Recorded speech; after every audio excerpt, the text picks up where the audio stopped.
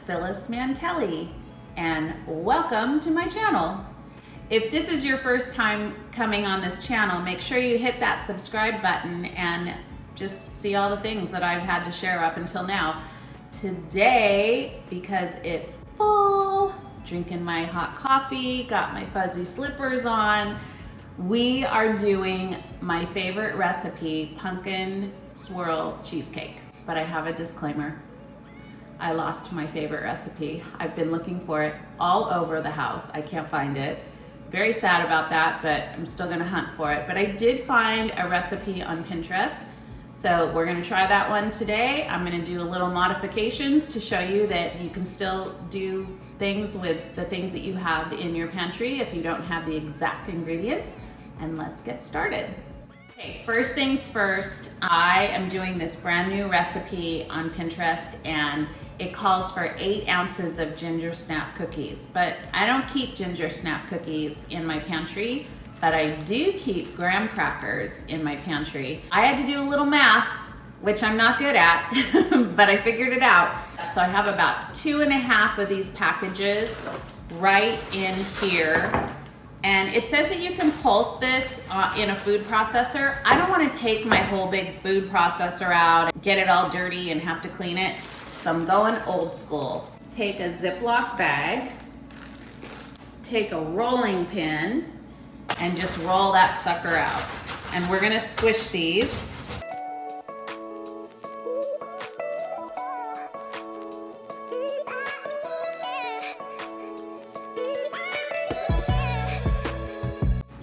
So just make sure you put a lot of pressure with your rolling pin. I have a good marble one. I recommend having that on hand. It's always great if you like to bake. I'm not a huge baker, I'm more of a cook, but there's specific recipes that I like for baking. And so I like to have the right tools around. And then what you wanna do is just put some pressure on this baggie. Now, it doesn't have to be precise. I like a couple of little larger chunks in there. It doesn't have to be so crushed up.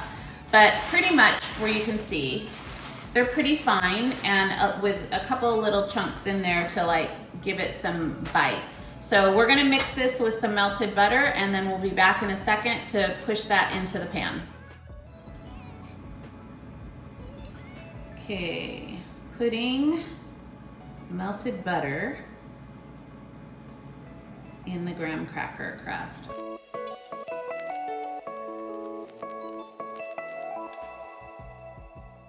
The crust should be a little bit where it's sticking together.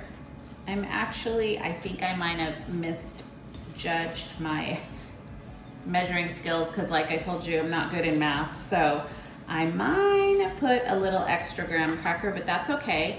I'm gonna add a little bit more melted butter. Next thing I've done is springform pan, which you really need. This actually, the sides release. It has a little hook. You have a glass bottom. It's easier for cheesecake when you can release the sides. You can't really dump it out. It'll break and fall apart. So springform pans are a must when you're making this kind of recipe. I used to get mine from Pampered Chef, but I don't know if they sell it anymore. So just go to like a really nice store. I'm sure Amazon has some good quality ones, but find one that's nice, because you'll use it over and over.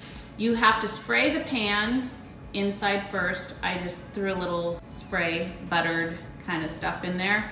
And then you're going to line this with foil, because again, you don't want it dripping out the sides, because it is loose, because you loosen the sides. So it's just those little tips that you have to use. So we're going to dump this in here. I may not need all of this, but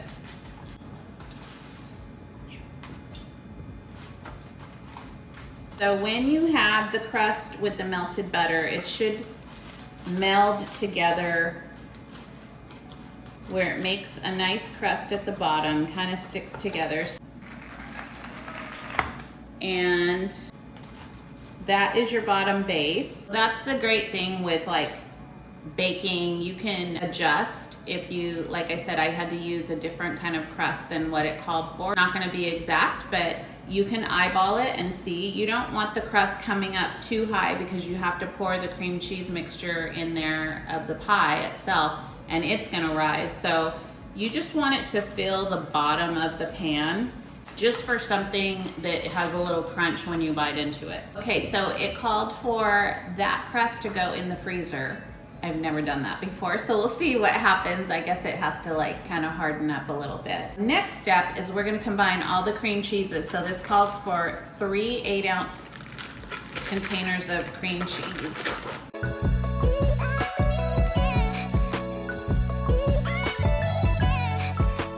Cream cheese, we're gonna add a 1.5 cups of sugar.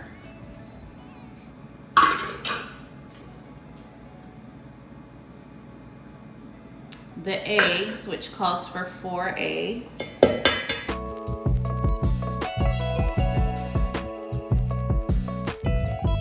Should have been fancy and done that with one hand. That would have been cool. And just 1/8 teaspoon of salt. We've got our cream cheese, our sugar, our eggs, and a little bit, 1/8 teaspoon of salt. So we're just gonna blend this up. And then we're gonna take 1/4 cup of this and set it aside because this is gonna be part of our swirl. And then we'll be adding the rest of the ingredients. So here we go.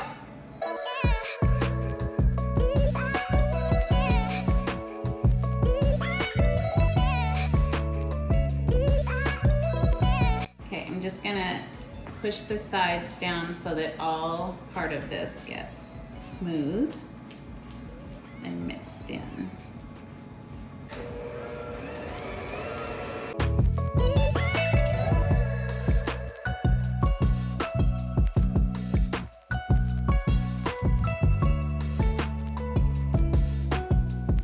So I'm just gonna take one of my prep bowls and I'm gonna do 1/4 cup.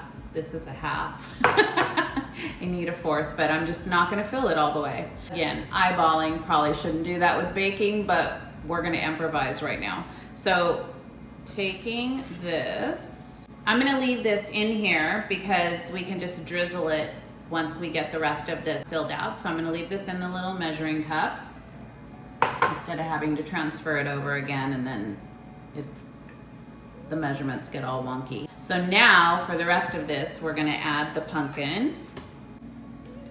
The good stuff is coming. This is 15 ounces of pumpkin puree or pure pumpkin. You can get this anywhere, at Trader Joe's, any grocery store. It's pretty much everywhere right now too, especially for the holidays, which is awesome. So we're gonna add 1 tablespoon of vanilla extract. 1 tablespoon of vanilla. We're gonna do 2 teaspoons of pumpkin pie spice. If you just have cinnamon, you can mix it with some nutmeg. There is a difference between pumpkin pie spice and just plain cinnamon. So pumpkin pie spice has like ginger, nutmeg in it. You could probably like kind of mix your own, but I like to keep both on hand because pumpkin pie spice just adds a little bit of extra to your recipes, whereas cinnamon is just flat out cinnamon flavored. This one has this beautiful blend.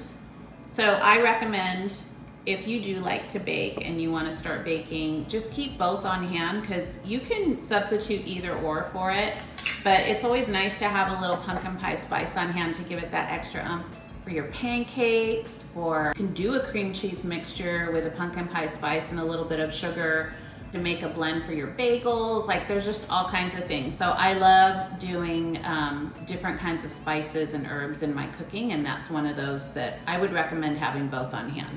Okay, so now we're gonna mix this one.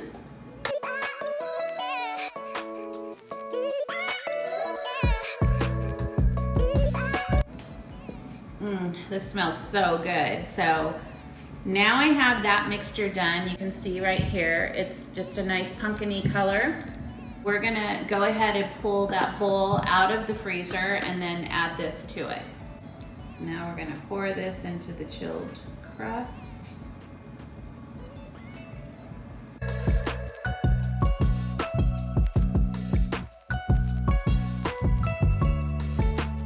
So you can just kind of swirl your knife however you want to make those fun little things. I'm gonna take some of this extra.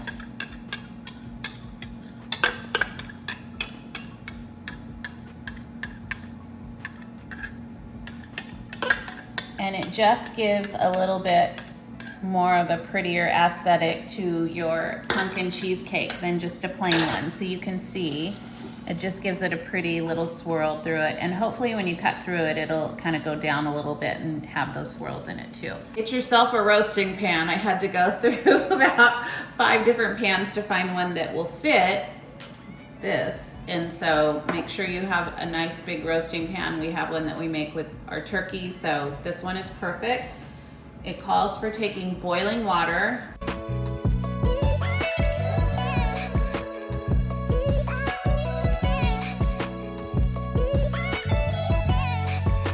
Okay, depending on how big your roasting pan is, you want it to go up about 1 inch.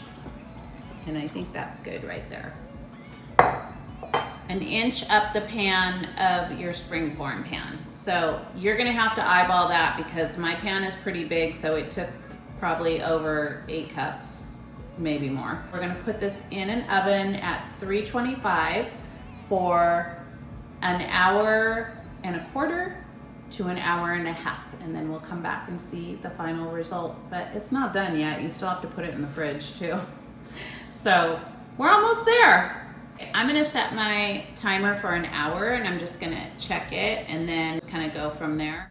Okay, just took this out of the oven, and one of the things it said was if it jiggles in the middle, then it's pretty much done. So the outer part is a little bit more solid, but the middle's kind of doing this. We have to leave this in the roasting pan in the bath water until it reaches room temperature. And then we're gonna transfer this into the fridge. So this is not a quick, easy recipe. It's gonna take you a while. So we're probably gonna show you the finished result tomorrow after this is sat in the fridge for a while. All right, guys, it's the next day. And boy, do I have a story for you. So yesterday, first of all, I told you I'm not a great baker, I'm more of a cook. And this is why. Yesterday, I was reading off disclaimer. I'm reading off a recipe. It wasn't my normal recipe because I can't find my recipe. So I was reading this new recipe and it said to spray the pan and then put foil around it.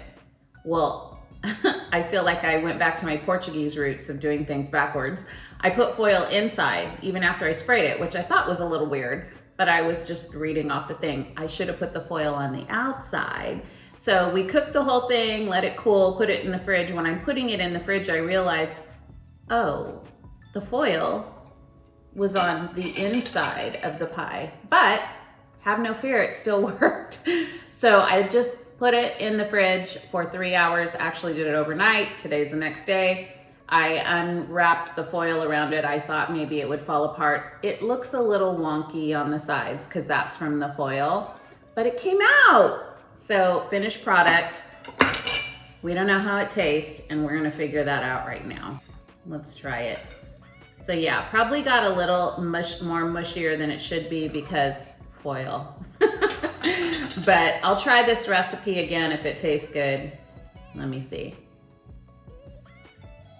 It's not as good as my original recipe, but it's not bad. And I think I know ways to improve this. So I'm gonna keep this recipe and kind of play with it a little bit to make it better. It's a little more moist than I want, and I think it's because the foil was tucked into the pie. But that's not bad. That is my pumpkin pie swirl cheesecake. Find a recipe on Pinterest that you like, try it out, give it a shot. Here's the thing with cooking with me. You just have to keep experimenting. And the fun thing is if it doesn't work out and you know flavors, go back and tweak the things that you think it needs a little adding on, a little taking away. Just play with your food. It's super fun. You can have this fun time in the kitchen with your family, and it's something that you get to make homemade and present to the table, and it's all good. So until next time, I'll see you guys later.